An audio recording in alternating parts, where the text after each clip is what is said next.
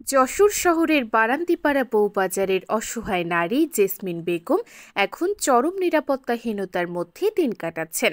৩ লাখ টাকা চাঁদা না দেওয়ায় তার ঘরে সন্ত্রাসী হামলা চালানো হয়, মারধর করা হয় তাকে, নির্যাতন করা হয় তার 2 শিশু সন্তানের ওপরও।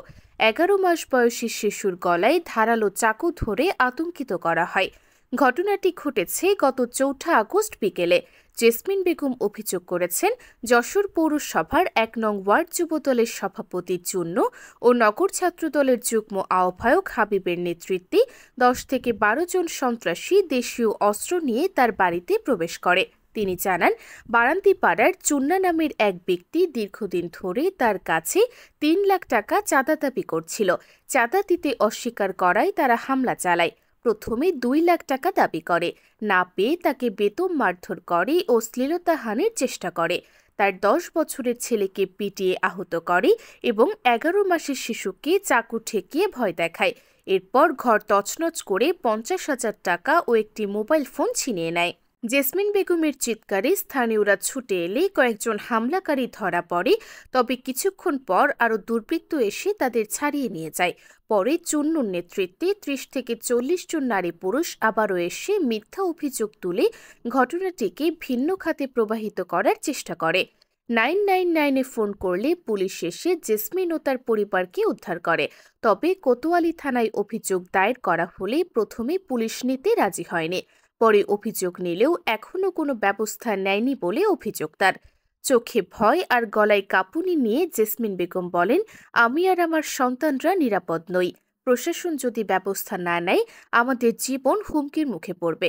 তিনি গণমাধ্যমের মাধ্যমে নিজের ও সন্তানদের নিরাপত্তা নিশ্চিত করার পাশাপাশি চাঁদাবাজদের দৃষ্টান্তমূলক শাস্তি দাবি করেছেন।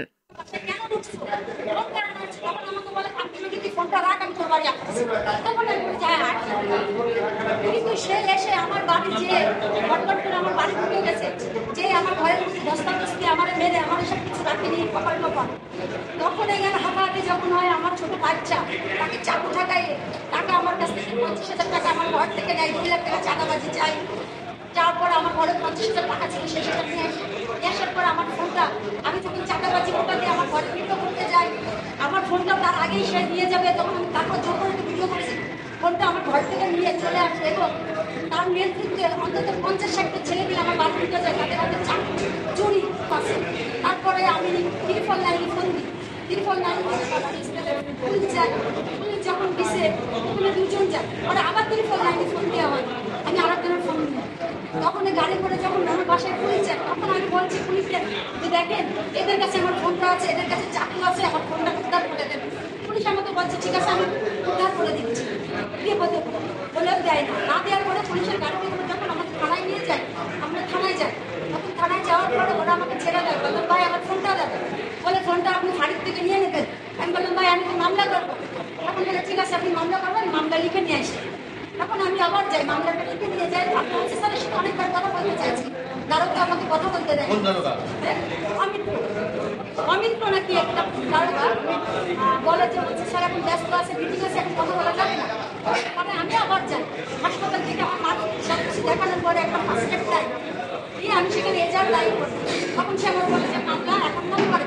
তখন আমি সেনাবাহিনীর কাছে যে আমি বিষয়টা জানি না, তখন সেনাবাহিনী বলে আপনারা এটা করে নেন আর ফোনটা উদ্ধার করে দেন। তখন রাত আনুমানিক 2:30 থেকে রাত 3টা বাজে। তখন আমার ফোনটা সেনাবাহিনী বলার পরে ফোনটা আমার উদ্ধার করে দেন। এরপর আমরা বাসায় যাই, আমরা আবার ফোন দিই, ওখানে আমার হাজবেন্ড ফোন দেয় ওদিকে উমা মারছিল। সেই মন্ডল এখন চুন্নুর সাথে বিএনপির মিটিংয়ে আগে যে থাকে বাসায় মনে ছেলে পেলে আমার বাড়ি যে ভয় হামলা করে ভাই।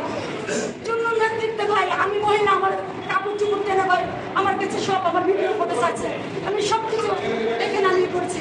আমি ভাই যদি আমার কথা বিশ্বাস না হয় যে আমার বাড়ি চাঁদাবাজি করতে চাইনি, তাহলে আপনি সম্মেলন স্কুলের ওখানে ক্যাপ্টেনের বাড়ি যে আপনি তদন্ত করেন। ক্যাপ্টেনের বাড়ি 8 লাখ টাকার একটা চাঁদাবাজি হয়েছে। এই 8 লাখ টাকা হাবিব, লালটু, আকাশ, সোহেল, শফিক, চাকু সোহেল ওরফে